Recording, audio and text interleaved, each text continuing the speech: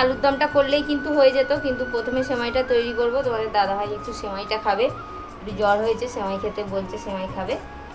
তো আমি ঘি দিয়ে দেবো কড়াইতে। সুজি আর সেমাই একসাথে দিয়ে আমি ভেজে নেবো একটু।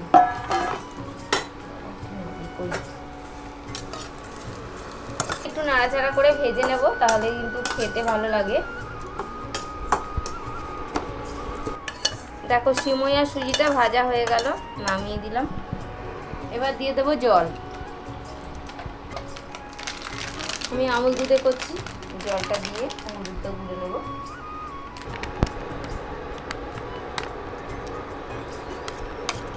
একটা তেজপাতা দিয়ে দিলাম, এখানে দুধ ফুটে গেছে। আর এদেরকে দেখো কেমন বসে আছে, ওরা ওই খাবারের গন্ধ পেলেই চলে আসে। আবার এই কি করছে এখন কেন?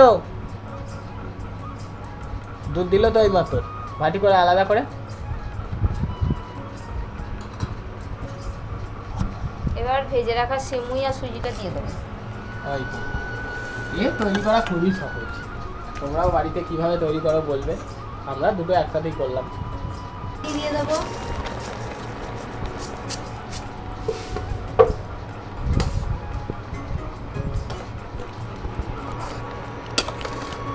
সিমের সাথে এগুলো দিয়েছি, এগুলো দিয়ে দিই।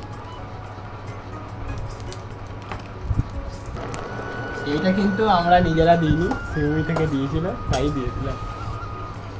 নষ্ট করবো কেন? হ্যাঁ। দেখো এখানে আলুর দমের যে গুঁড়ো মশলাটা তৈরি করলাম, সেটাকে আমি গুঁড়ো করে নিচ্ছি। আর এদিকে আমাদের সেমাই কিন্তু হয়ে গেছে, সেমাই আর সুজি দেখো একটুখানি শক্ত করলো, আমার এটা খেতে ভালো লাগে। জল জল থেকে জল জলটাও ভালো লাগে আমার, কিন্তু তুলে দাও আমার খিদে পেয়েছে, সকাল থেকে কিছুই খাইনি, এটাই খাবো। মুড়ি খেলে তো। সকালে ওইটুকু মুড়ি, জ্বর হলে খাওয়া যায়। এইটা ভালো লাগে। এই দেখো আমাদের সিমুই তৈরি হয়ে গেল বন্ধুরা। আজকে আর আমার গলার ভয়েস নেই,